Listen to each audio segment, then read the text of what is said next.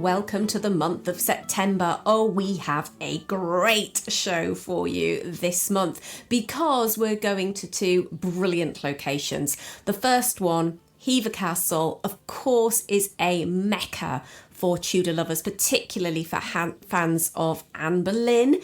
And I get to go in conversation and on a guided tour with Owen Emmerson, who's the house manager at Hever. And believe me, we get into all sorts of nooks and crannies. So I am so looking forward to taking you on that journey. We're also going to be hearing from Richard Thomas, who's the director of the archaeological dig that's been going on at Bradgate Park over the last few years in their quest to identify more and find out more information about the original Tudor house in which Lady Jane Grey is known to have spent some of her childhood. So more on that later in the show.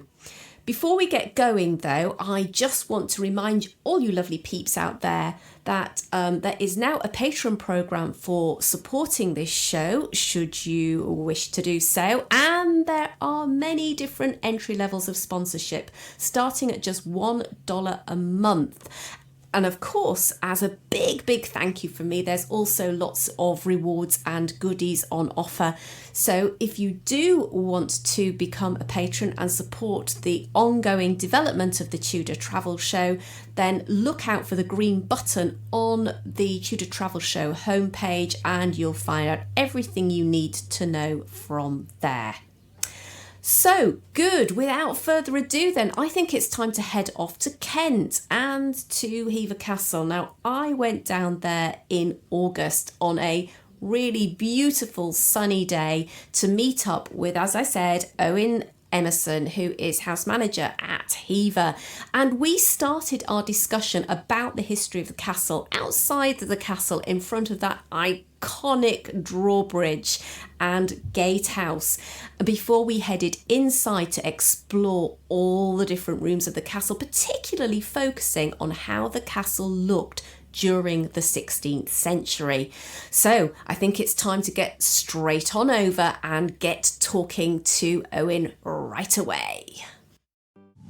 Hi, it's Sarah, the Tudor Travel Guide here, and today we're in the magnificent Hever Castle in Kent. And I'm here to meet Owen Emmerson of Hever Castle, who's going to take us on a very special guided tour. So why don't we go straight on over and meet with Owen right now, and let's just dive in. Thank you so much for inviting us here to see Hever Castle on such a glorious day. It's wonderful, isn't it? It's so lovely to welcome you. Oh, that's wonderful. And of course, this place is such a mecca for so many Anne Boleyn fans. Oh, yes. And I've visited just once or twice in my time as well. But you're here to kind of take us into all the nooks and crannies and tell us some of the stories and hopefully bring this place to life.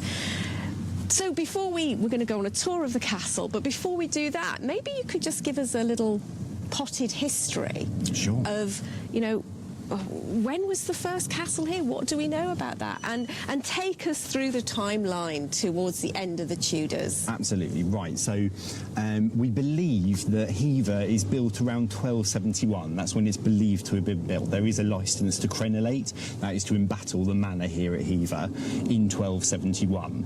And we believe that was granted to a man called Stephen de Penchester, right, who was heavily involved in nearby Penshurst Place, and was granted to a man called William de Hever, who is believed to have been the builder.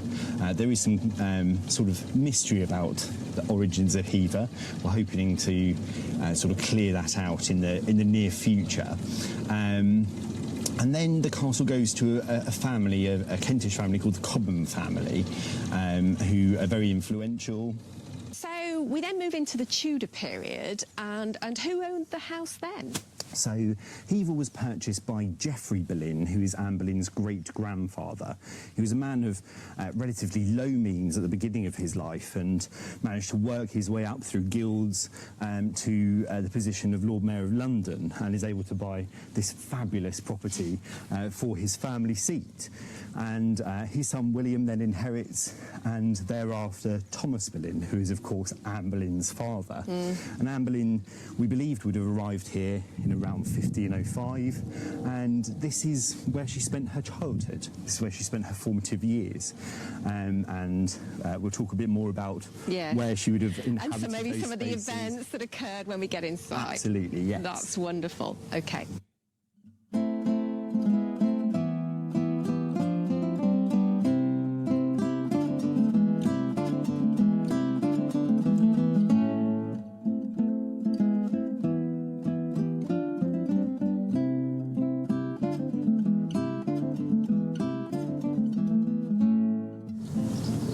After the fall of the Boleyns, I know that Anne of Cleves, of course, came to live here. How did that happen?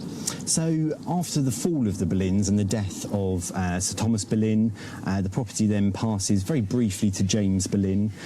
He then sells it, really swaps it with some properties in Norfolk, the family home really, with the Crown Estate. So it becomes part of Henry's Crown Estate.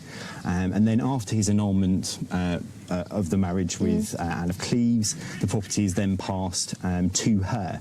She's really allowed to sort of rent it, and Henry pays her rent, and that agreement is put in place for her lifetime. I see. And we know that Anne spends a lot of her time here at Hever. Does she indeed? She does indeed. Because that's something I haven't really researched a lot of, and it was one of my burning questions for you today. So how much time did Anne spend here? It's really her country seat. We know that perhaps just after the annulment, she doesn't spend a huge amount of time here, but increasingly as her fortunes deteriorate, certainly when she transfers from being the Queen's sister, the King's sister, to being the King's aunt with Edward, he strips away a couple of palaces from her, Bletchingley and Richmond, and we know that Anne increasingly spends her time here at Hever. Oh, that's really interesting. Yeah, so I know I've seen at least one letter from her here.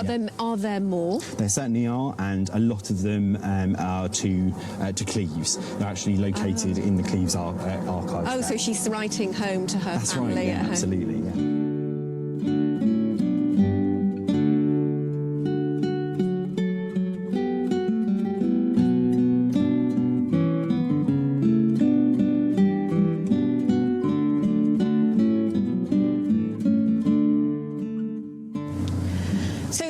The gatehouse, isn't it? Which is this the oldest part of the castle? Yeah, it certainly is. We're just walking from the medieval part of the castle into Geoffrey Boleyn's house that he sort of slotted in between the curtain walls. It has been renovated by the Astors, but this is the Boleyn's family home that he inserted into the castle. And is this how it would have looked in Anne's time? Are there any features that are different to how she would have known it? Yeah, so the Astors restored a lot of the wood, and the patterning we know would have been different, and also the levels are slightly different. For example, there are 3 levels over here when originally there would have only been 2, with the 3rd level at the back, the long gallery, which we'll see later. I see. So really it was a little bit more squat, maybe. That's right, yeah, absolutely. In the 16th century. Yes. And am I right in thinking that in the medieval period there would have been just maybe a simple hall beyond there? Absolutely. We even think there could have been what is called a loggia, an open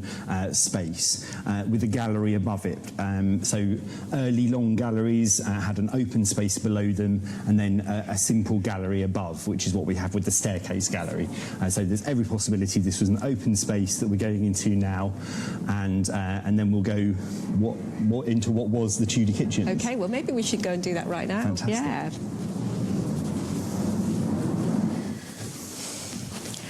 Now, Owen, this is such a beautiful room now. It's all beautifully panelled and there's all this glorious wooden carving, fabulous paintings.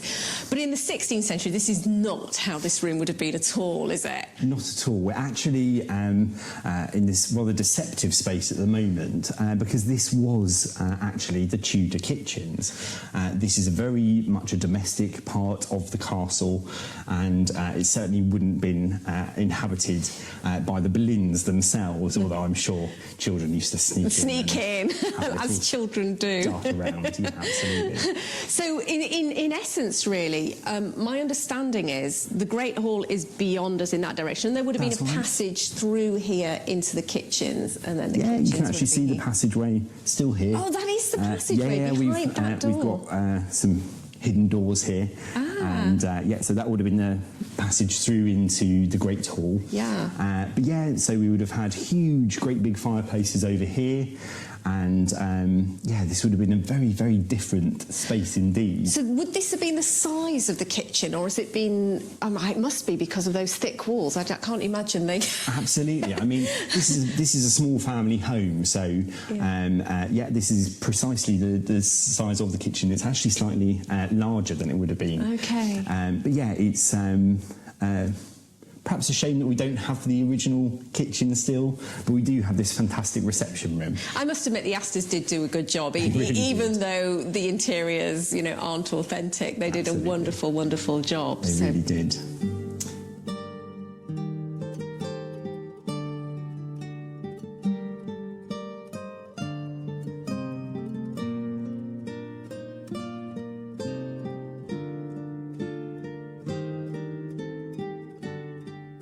We've come into this beautiful room, and whenever I walk into this room, I kind of just takes my breath away because it's so beautiful. It's very feminine. They've got this gorgeous inlaid panelling, this amazing moulded ceiling.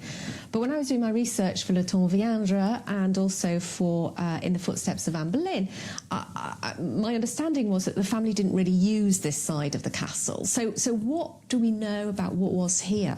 Sure, well, you're completely right. We're actually standing in what was the larder for the Boleyns. Behind us again would have been another larder, and beyond that the dairy. This is we're in the walls of the castle. It's a very cool place. So we do have a very crude drawing of what was here, and so this is a very domestic space. It's just off of the kitchen, and it's a place that the Boleyns wouldn't really have inhabited. Yeah, kind of what an amazing transformation Astor has effected in here. Yeah, he's just transformed this from a place of labour into a place of leisure because he has no need for that early space. Yeah, very well said.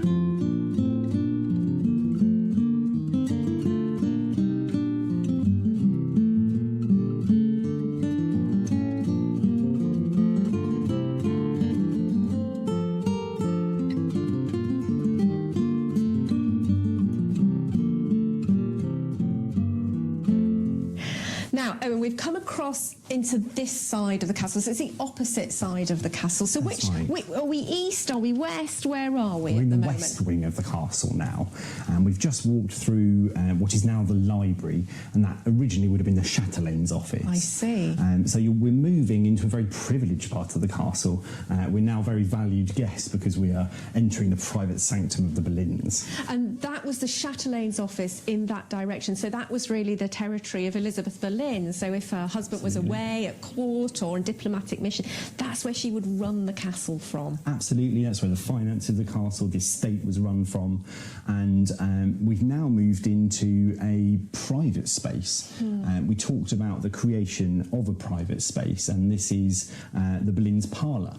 Right. And so just to orientate everyone, if I put my hand on this wall here, That's right. on the far side is the Great Hall, where That's we've correct. just come from. And we're supposing that there would have been a doorway that led through from the Great Hall into this private space. So this is a place people would come to retire, wouldn't it, and have some privacy. Absolutely. This is a real definition of the Tudor period, and also the status of the Boleyn family. This is Thomas saying that I can afford private space, something that wasn't expected in the medieval period of a man of his status. This is really saying he's risen up in the world, and he's also telling his visitors that he can afford for his women not to work. This is where they would have done clean work, such as black work. So he's really letting people know that he's and the arrived. black work being the embroidery, that beautiful That's embroidery on cuffs and sleeves that we would have seen. That's right. It's considered a leisure pursuit. It's not a pursuit of labour for a woman of Elizabeth's status. And I love coming in here and thinking of the crackling fire in winter, and they've been out riding in the park, and they come in here and they're pulling off their gloves and they're talking. And again, goodness knows what only conversations happened in this room. Oh, many. Many. So with that, we're ready to go upstairs, aren't we, and see We are some of the indeed. upper apartments. So we'll go up that fabulous little spiral staircase and carry on our journey up there. Let's go upstairs.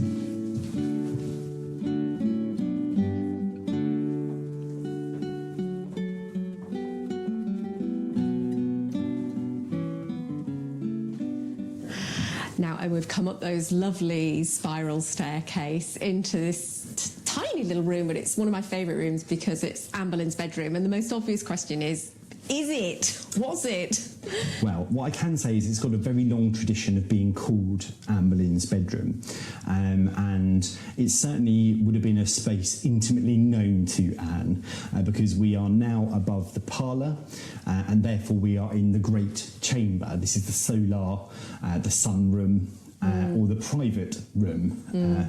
So that stretched right across this wing, didn't it? Right across the west wing, and this is the innermost private sanctum of the Boleyns. You were very privileged people indeed if you were allowed into this space. You're very close to the family, and this is really where they spend all their time at Hever. If they're not outside hunting and hawking, they're essentially in here, living and sleeping. Is that right? Absolutely. So we can definitely say this is an ante-room to that Great Chamber.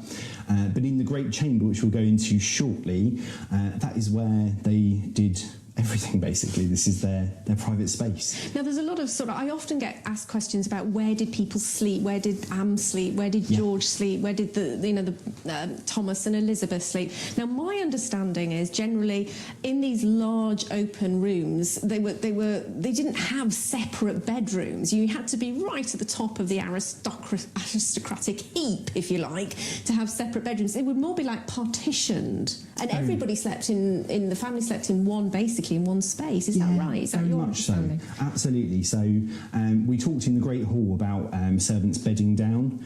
Very much the same concept is applied to the Great Chamber. Almost certainly the Lord and Lady of the house may have had a separate bedding down space, but certainly the children would have all had sort of semi-permanent beds in that area, often partitioned off with tapestry. So it's a multifunctional space that is repurposed throughout the day. Exactly. It's also their private dining room. That's where they dine en famille. Yeah. So it's shifting all the time, and the servants would have come up and maybe put the hanging spaces up and then moved them away during the day. Absolutely. It's a multifunctional space. It's very economical. You only have to warm this one area for the family. Yes. But yes, if you want to walk in Anne Boleyn's footsteps, you're in the right place. So this whole wing is part of that. Absolutely. Having left Anne Boleyn's bedchamber, we walk through into this much larger chamber. So, as you were saying, this was once the Great Chamber, part of the solar that extended across this entire wing. It's been divvied up now, hasn't it, into a smaller chamber. But so, what else can you tell us about this room? So I told you originally that there are only 2 floors to this castle. So originally it would have been a much larger vaulted ceiling to the Great Chamber. Oh, I see. And we know that also, we mentioned earlier, Anne of Cleves. This is also her great chamber. This is where she spent most of her time. Yes, because I've seen online there's an old photo, Anne of Cleves' chamber, and it's done as literally as a bedroom, isn't Absolutely, it? yeah, and it was a bedroom during the Astor's time, so we know that when she's writing those letters from Hever, it would have been in this space. This is where she did it. Yeah, so absolutely. It's a really intimate space, and you've got a couple of fantastic artefacts in here, haven't you? We really do, yeah. And one of them that I really love is this incredible tapestry, because is it date from 1520? From the 1520s, that's absolutely 1520s. Yeah. And do you want to tell us a bit about it and any kind of juicy tidbits that you can, enlighten us with? So this is very much a working theory and something that Alison, our curator, and I are sort of speculating about at the moment. But traditionally this was bought as the wedding tapestry of Mary Rose, Henry VIII's younger sister, yes, to Louis XII. And there's always been a question mark over that, because it's a fruitless marriage, only lasts a very short period of time. And as we know, tapestries take a long time to create. We've always wondered why a tapestry that might have even taken 6 years to create would have been continued after a less than 6 month marriage. There is a clue, however, and it's just here. This actually says Esther. Gosh, I've never noticed that. And the crown of Esther, if this is her, is very similar to the crown worn by Esther in Henry VIII's own tapestries of Esther. And Esther is actually quite pertinent to Anne Boleyn's story, because of course we know that John Skip, her almoner, evokes the tension between Esther, the Jewish queen, and Haman, who tries to bring down the Jewish queen. And of course Haman is hanged. And this was largely seen as a threat, a warning shot from Anne to Cromwell regarding the dispute that they're having at the time. So that sheds a whole different light on this tapestry, doesn't it? It's a work in progress, but yeah, these things are starting to unravel. So do we think, even if it's got a different story behind it, that any of the Boleyns are actually portrayed in this picture? Well, tradition is that if this is the wedding tapestry, that Anne is somewhere depicted in the tapestry. Yes. Some people say it's this young lady over here, yes, because we know that she's in attendance at that marriage. But who knows? Who knows? I mean, everyone has their own. They do, and I have mine, which is that lady in the blue. She looks exactly to me like the portrait, but there you go. She's got her nose. I'll give you that. But well, maybe we will know. We're always saying, aren't we, that we'll never know, but things are coming up all the time. Wait and see. Yeah. Wait and see. And this is this beautiful staircase gallery. It's just filled with light. And it was such a trendy, wasn't it, feature in its day, and I guess quite expensive to build. What more can you tell us about it? Well, we know that galleries are really a status symbol, as well as being a practical way of linking two wings of a medieval property together. If this was built by Thomas Boleyn, as it is believed to have been, it's one of the earlier galleries in England to have been built, and of course there's another one upstairs which again has a question mark over it as to when it was actually built, but originally this is where the Boleyn staircase would have opened out into, hence the name, the Staircase Gallery. Yes, because the Astors changed everything around, so originally the staircase was really right next to the door and would come up in like a not a spiral, but in a sort of U shape up into the staircase gallery. So there would have been an opening somewhere here in this gallery. That's it. Yeah. You would arrive into this beautiful space. And my understanding is, of course, as far as we know, Thomas Boleyn put in all the glass here, and that was, of course, a very expensive undertaking in the time, wasn't it? Hugely so. And of course, glass was a rather transient thing at that time as well. If you weren't particularly wealthy, you might even travel with your glass to different properties, and it would just be crudely shuttered up for the poor servants that had to retain the property. But yeah, this is a stunning status symbol. It's a way of progressing with your visitors to your most important room, which of course is the long gallery upstairs. Yeah, and we're going to go there in a minute, but just to highlight that, with the change from the medieval house to the Tudor house, that they had to have a way, didn't they, of linking the two sides. Absolutely. So you didn't have to go outside, or you wanted to be able to, as you say, progress in comfort and style with all the paintings of your your most important relatives, family, or king or queen on the walls. And this certainly delivers on all regards. It really does.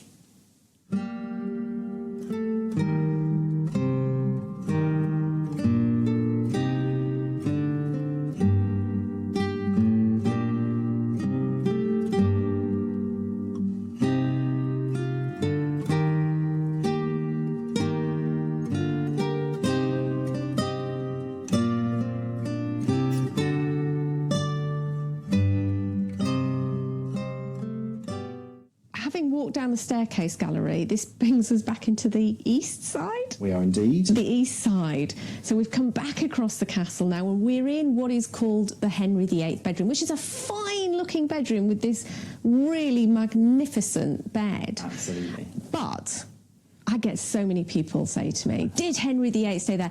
I don't think he did, but you tell us the story. Okay, so I'm going to tell it from my perspective as a historian. We know that Henry almost certainly would have visited. For example, we know that he's staying at his property, Penshurst, in 1528, and we know that Anne is here at Hever. This is when she is deciding to marry him.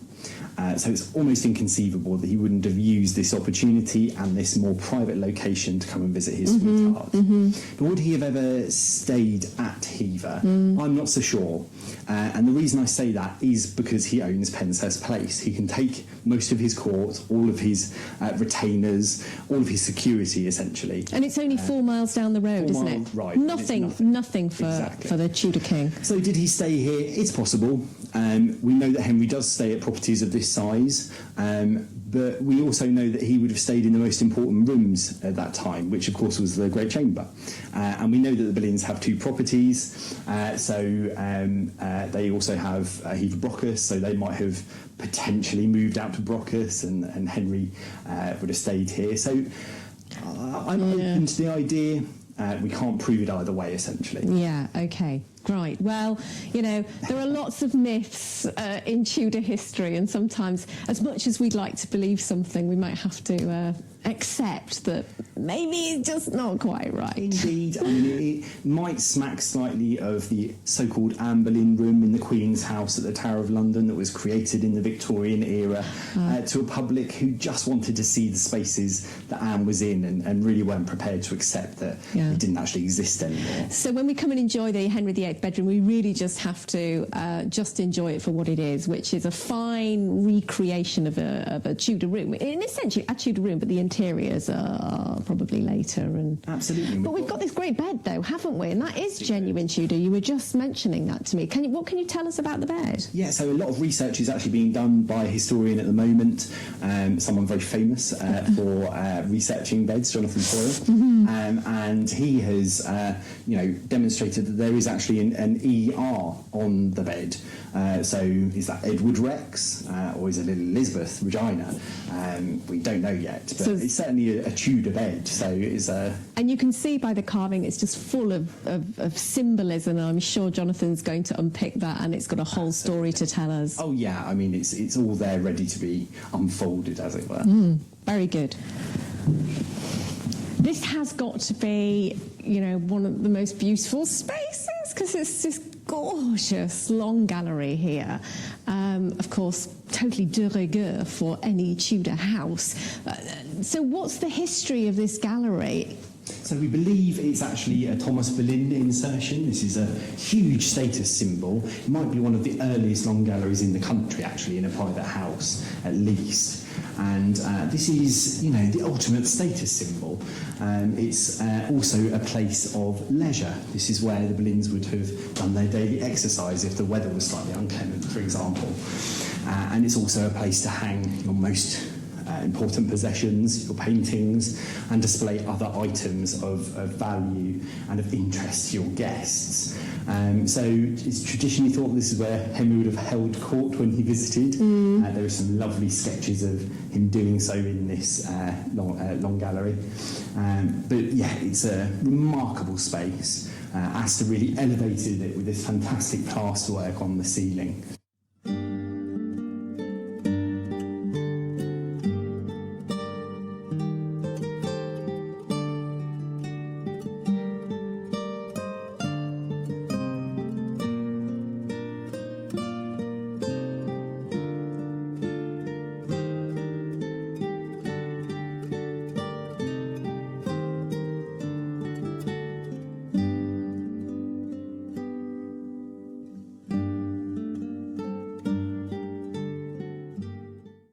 So to insert the gallery, Thomas Boleyn, basically this is when he put he kind of put a roof, a ceiling in the Great Hall below, and this really sits above the Great Hall. Yeah. So it actually spans the width of the castle. It's above the Great Hall, we're above that now, and also the kitchens, both of which would have had vaulted ceilings beforehand. So although we're in the long gallery, I think this actually serves to demonstrate how small Hever Castle actually is. This is the width of the castle. So although it's a very large and airy space, it really demonstrates how dinky we are as well, I think. You're always changing what's in this space, aren't you? And quite recently, you opened a new exhibition of paintings. I think that was David Starkey who put that together. And there are some beautiful paintings in here, so maybe we should just wander over and just have a look at a couple of them. I think we should.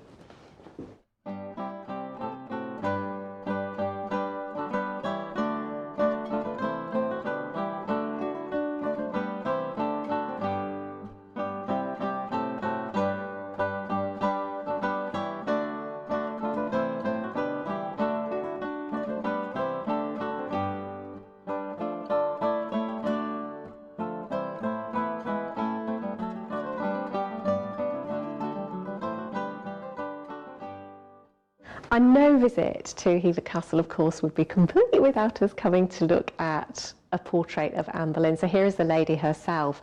What can you tell us about this particular portrait? Sure, well, it's the iconic so-called Hever Rose portrait of Anne. It's described by numerous historians as the portrait of her, the most reasonable one that fits the descriptions that we have of her. It's something of a mysterious portrait. It wasn't purchased by the Astors, or indeed our present owners, the Guthrie family. And we know that a portrait of Anne was here for most of its history since she was here. We actually have very little provenance for this painting, and Alison, the curator of Hever, is hopefully going to be able to test the wood that it's painted on, the panelling, some dendrochronology on it, and we're hoping to put it in the timeline of the portraits of Anne. Of course, the National Portrait Gallery portrait was tested. It was. And found to be Elizabethan.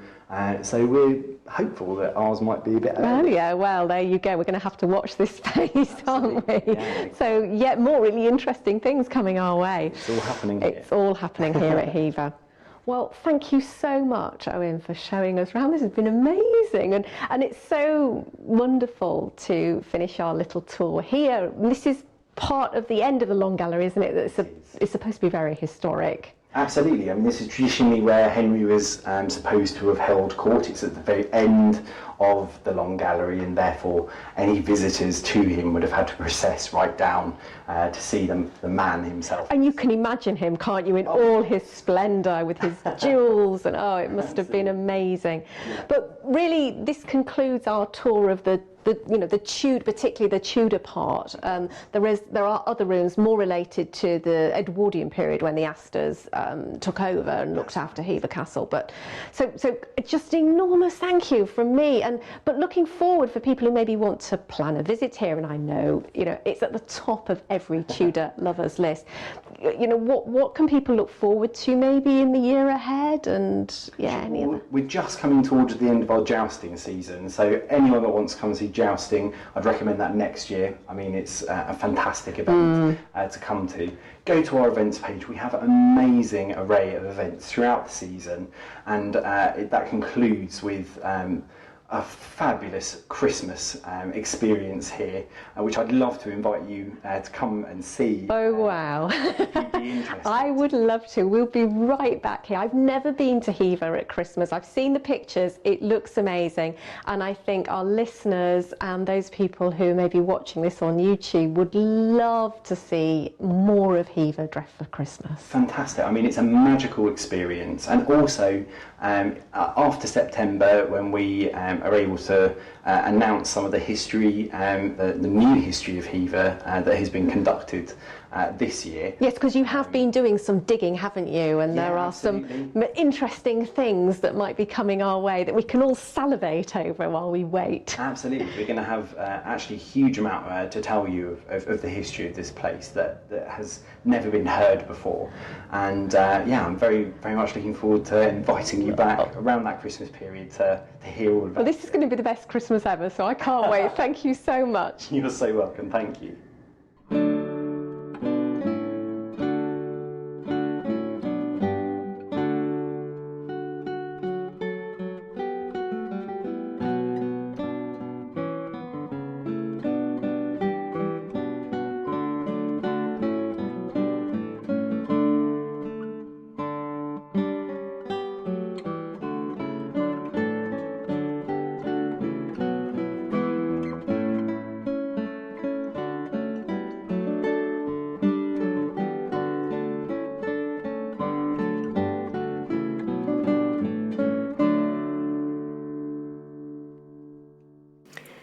I do so hope you enjoyed that tour of Hever Castle.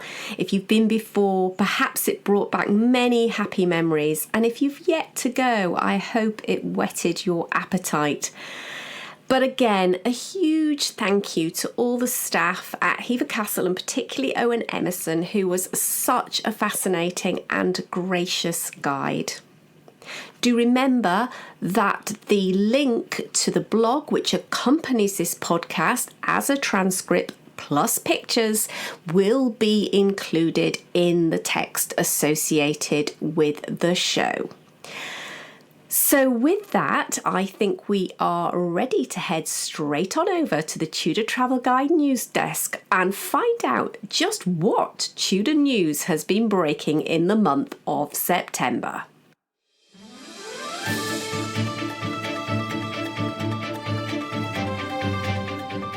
Welcome to the September O'Clock News with your newsreader, Robert Cole. Here are the Tudor headlines for the month. The Dowager Queen, Catherine Parr, dies at Sudeley Castle.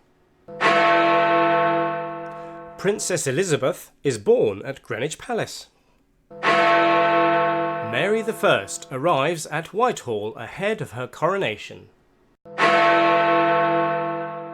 Prince Arthur is christened in a lavish ceremony at Winchester Cathedral. Good day. In a sad turn of events, as we turn to our top story, Catherine Parr, Dowager Queen of England, died in the early hours of this morning at Sudeley Castle in Gloucestershire. She was 36 years old. The former wife of His Most Illustrious Majesty, King Henry VIII, departed this life after having contracted puerperal fever following the birth of her first child. The baby girl was born just 6 days ago, on the 30th day of August, this year of our Lord, 1548. The Dowager Queen and her husband were reported to have been jubilant at the arrival of their first child, who has already been christened Mary after the Queen's stepdaughter, Princess Mary.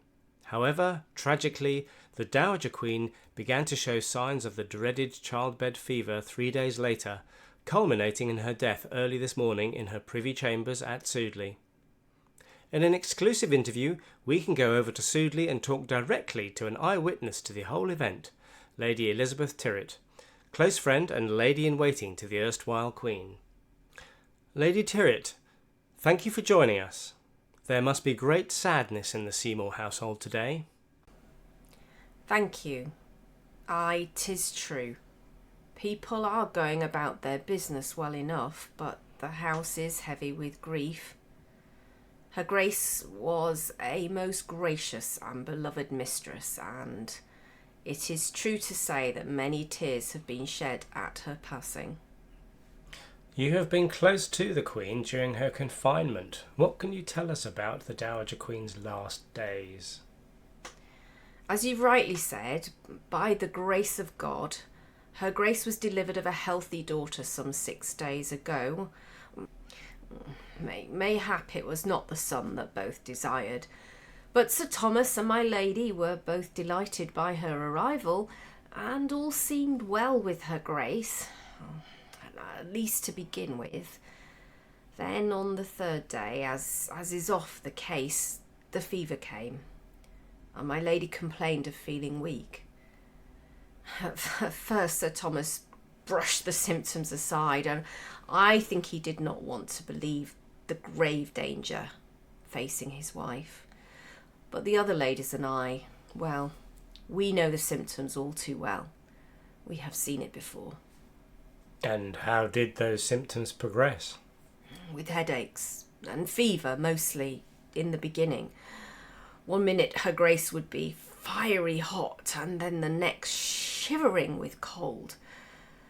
Then the pain came in her belly. It was a little to start, but 'twas fierce towards the end, and it made it difficult for my lady to breathe. And she became delirious at times, and then at others her faith in the good Lord seemed to keep her calm. In the end, did the Queen know death was approaching? I believe so. She called me to her bedside just the day before yesterday, and when I arrived in her bedchamber, Sir Thomas, her husband, was already sitting beside her, holding Her Grace's hand. She was greatly agitated, and she pressed me as to why I had been so long, and she said that she did fear such things in herself that she could not live.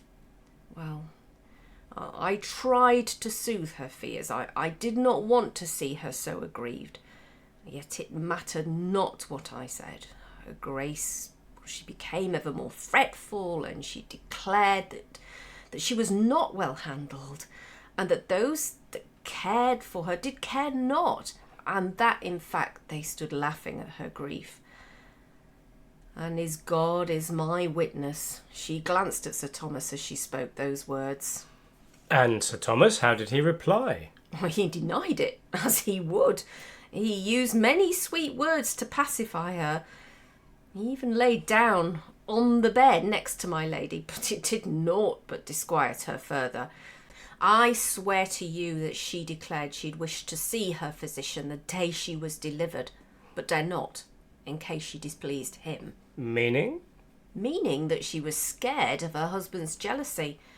He is an intemperate man and much taken to selfishness. Anyway, that's how I see it. In any case, to see my lady in such distress, well, it was more than I could bear, and so I confess I left the room shortly thereafter. I see. And what preparations are being made now for the funeral? Her Grace's body lies in her chamber, and it's soon to be embalmed, and as is the way. A lead coffin will be prepared, and it has been agreed that she'll be laid to rest here at Sudeley in the chapel. The service, of course, will be conducted in English, according to the Reformed religion, as Her Grace wished. God bless her soul. Well, thank you, Lady Tyrwhitt, for talking to us on this extremely sad day. And that really concludes the September O'Clock News. All that remains for me is to say that the TTG News Desk will return again in October, but for now it's back to the 21st century.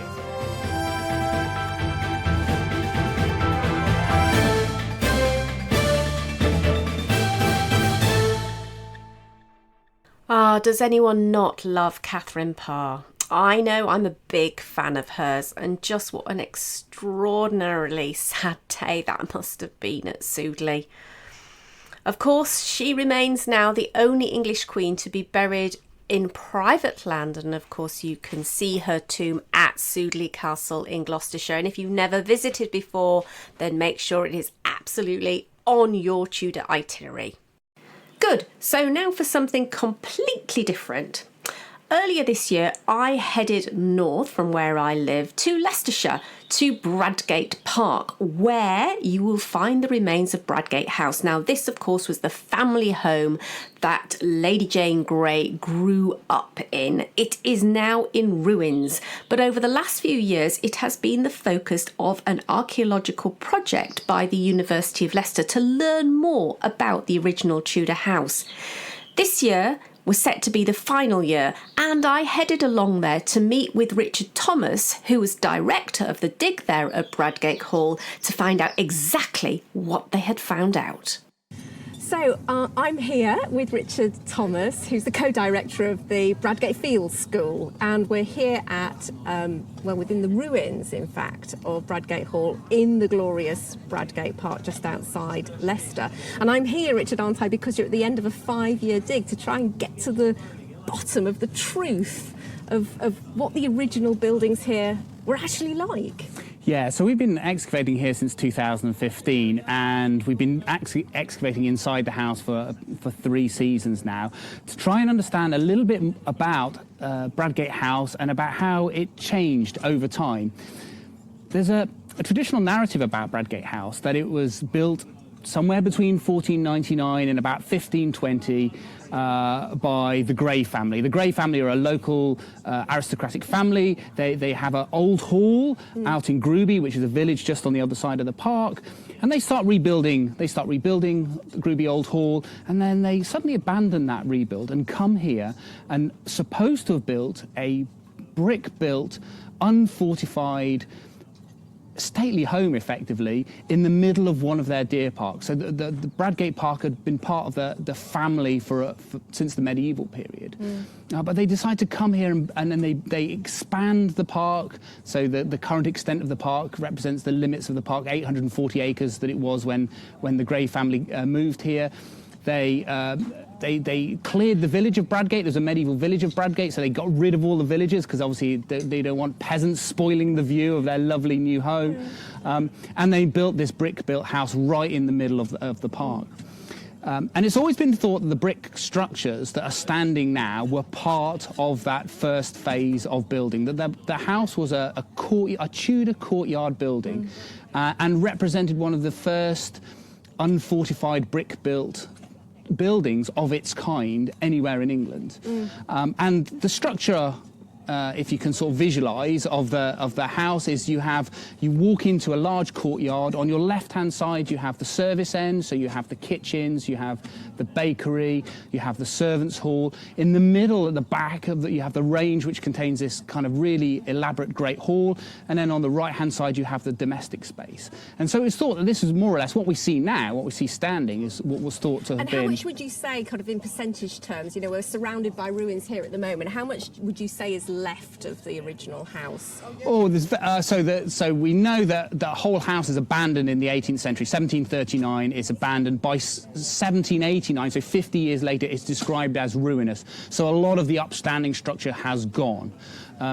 When the house was given over to the people of Leicestershire in 1929, they cleared out all the rubble from inside the house, and most of the terrace out the front of Bradgate House now is composed of all the rubbish that was sort of scraped out and cleared away as they tried to make this a romantic ruin, if you like, for people to attract people to come and visit. Right. So we know there's been, you know, there are, you know, some of the walls stand to sort of 2 stories high, but a lot of it is effectively down to foundation level. Right. Okay. So, but there's a lot of confusion, isn't there, about what bits of the building were genuinely here, what did the earlier house look like? So you've been here trying to uncover that by digging over the last 5 years. So maybe you could tell us a little bit about, you know, what you've been doing and what you started to find here. Yeah, so we were really interested in trying to establish kind of whether it was just a single phase building, and we know that after Lady Jane Grey's execution, the family lose the estates for a period of time, and then they come back 20 or 30 years later, and we know there has been some remodelling of the house. We always sort of thought we understood that, so we were just trying to understand that sequence of building. We started excavating. We got really interested in a building that was marked on a plan of the house, so an architectural plan of the house that was drawn in the 1970s, showed a rectangular building that was on a slightly odd angle. So all the other structures at Bradgate House are on cardinal points, and then there's this one sort of slightly sloping building that was in the courtyard, and you could see the foundations in the ground. You could see the tops of the stones. On the 1970s plan, they thought it was a later structure. And that would make sense. If you've got a courtyard house, why would you have another building in the courtyard? So we started excavating that. And it very quickly became apparent that it wasn't later at all. The whole of this building was covered with a demolition layer that had material that was no later than the middle of the 16th century. So it had gone down sometime in the early to middle 16th century. Right. So there was nothing later there. And what was critical, there was no brick. There was no brick in the backfill of that building. And then we got down to the building and we discovered it was a stone building. Okay, so I'm looking at a map now. You're showing me a diagram, aren't you? Can you just describe what you're showing? Yeah, so I'm showing you what is effectively an aerial view of our excavations from 2 years ago that showed the full extent of this building that we'd been investigating. And you can see we've got a rectangular building with stone foundations. At one end of the building you've got a flagstone floor, and at the other end of the building you've got a series of clay floors. And we originally thought this was a long, narrow, rectangular building, but we quickly discovered that the west wall of our building was actually just a partition. So it has gaps in between. So this is not the full extent of the building. Yep. And then we followed the north wall of the building. We could see that although it had been cut through by later drains, we could see it carried on. So this building was much bigger than we thought. We also could work out that it was at least a two-storey building because we had the footprint of a stone platform that marked the foundation for an upper-storey fireplace. I see. And then the mystery got, it got even more kind of interesting. From the floor surfaces of this building, we uncovered a silver groat of Henry VIII that was minted between 1544 and 1547. But now that's smack bang in the time when, Lady Jane Grey's born probably late 1536. She spends the first 10 years of her life here. So that coin was minted at the time that she was a child and probably still living at Bradgate House. Wow. And in 2017, when we excavated, we discovered that this stone building had another brick building coming off the side of it, which you can just sort of see on the plan here. But that was then later chopped through by the Upstanding Chapel. So the chapel is an upstanding, very large brick structure. It's the only structure on the site that has a roof. And that chapel cuts through this later brick structure. So we knew we had at least 3 phases of activity. We had our stone building that must have come down sometime in the middle of the 16th century or earlier. We've got a brick building on the side of it, and then we had the chapel. So rather than being one single phase of building, we knew we had at least 3 phases. What we didn't know when we excavated 2 years ago is just how big this structure was and what it might be. So we've been excavating on either side, on the east and west of our original trenches, to try and track that building and understand a little bit more about it. And did you say that this is in the centre of the courtyard? It is in the centre of the courtyard. Right, it is in the centre of the courtyard, yeah. And what our excavations this year have shown is that this building is indeed much larger. So in the trench behind me, you can see the foundations of the wall carrying on underneath the trench. So they go underneath this. There's a later drain. There's a very large drain. So that's the drain on the top. So a diagonal drain that runs across the trench, and then we've got this wall line that comes across all the way to where my colleague Danny is excavating at the moment. And then it also comes out and also extends out to the north. So there's another bit coming out and a wall extending out to the north on this side. So this building is really big, and we haven't even got to the end of it yet. So it's huge, and it looks like it has at least 1 range and possibly 2 ranges. So this is looking like we might be in the Great Hall of a substantial late medieval, early Tudor stone building that, given the dating evidence we've got from the coin and from all the other dating evidence we've got from the excavations, suggests that this is the house of Lady Jane Grey, and that the upstanding structures are somewhat later. In fact, the evidence that we're building so far, we haven't done all our analysis yet, and we haven't finished excavation, but our analysis at the moment is suggesting that the upstanding structures may be somewhat later, maybe 1600, late 16th century, early 17th century, and relate to when the Grey family return. Came back because they came back under the reign of James I. Yes, they do. Yeah. Right. So they come back, and then maybe it's that point they decide they want to break from their family's history, and at that point they rebuild Bradgate House as a courtyard house out of brick. Using the materials that were here, because I'm just wondering, because obviously brick was very much fashionable in the early 16th century. Is that right? I'm not an specialist in archaeology or architecture. Would that be a material that was used at that time, or do you think they've just recycled what's been on site? No, we know that the earliest structure appears to be stone.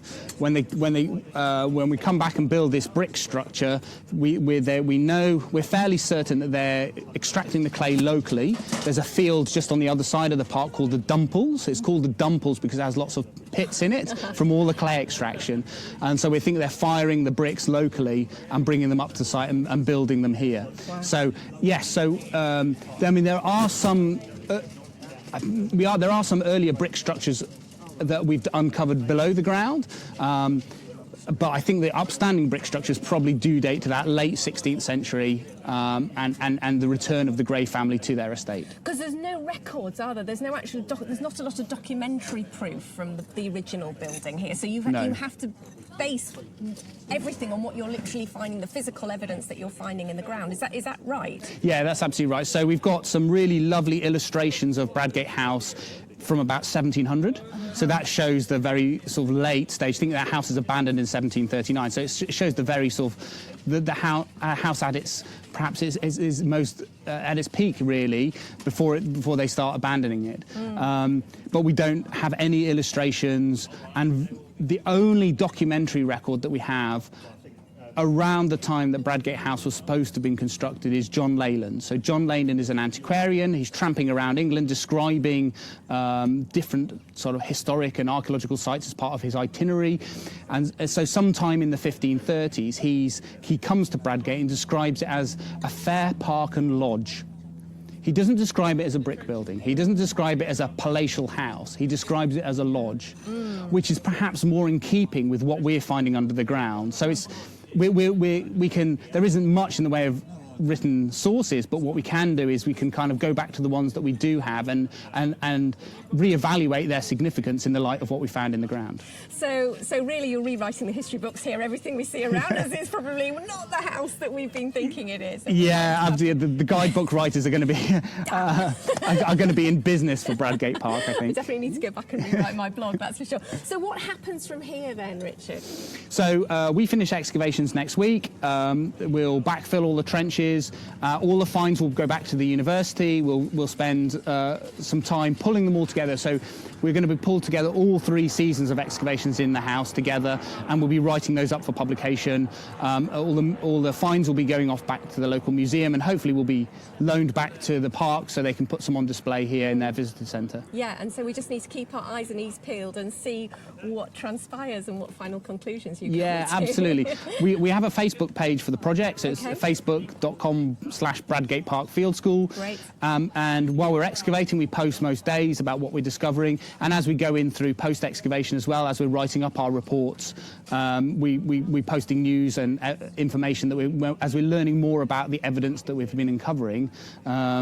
We'll be posting things with images on the Facebook site. So say that again. That's Facebook / what's your Bradgate Park Field School, all one word. There you go, folks. You just have to tune in there and you can keep right up to date. And great. Well, thank you very much for talking to us today. You're very welcome. Illuminating these completely new ideas that we have about the place. Thank you. Yeah, you're very welcome.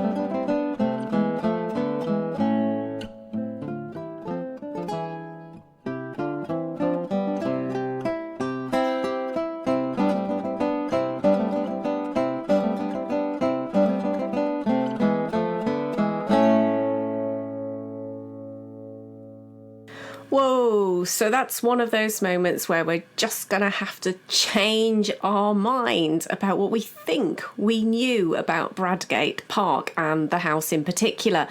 Those lovely red brick ruins, which I've gazed upon many a time, lovingly remembering or thinking of Lady Jane Grey in residence there. Well, that's not quite right.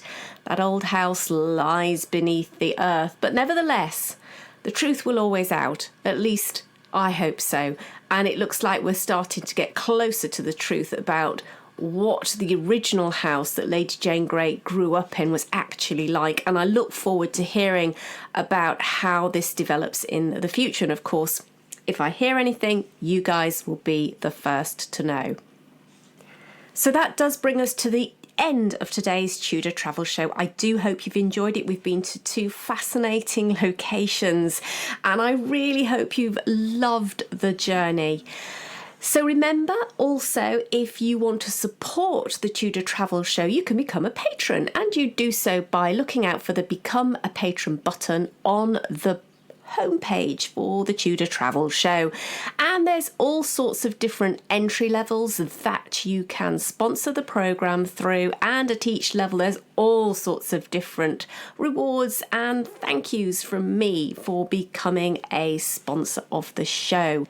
And if you become a sponsor of the programme for $5 or more a month, you're automatically entered into our monthly giveaway. And this month's giveaway is courtesy of Hever Castle, who have kindly donated a journal whose design is reflected by Anne Boleyn's Book of Hours, as well as 2 free adult entry tickets into the castle. So a lovely, lovely giveaway. So thank you very much for joining me on this month's Tudor Travel Show. It has been a pleasure and an honour. And next month we're going all Jane Seymour. So I hopefully will be reporting to you from Wolf Hall and also talking to Charlotte Bolland from the National Portrait Gallery about the recently renovated portrait of Jane Seymour. So I'm looking forward to both of those enormously. Until then, my friends, all that remains for me to say is have a wonderful rest of month and happy time travelling to you all.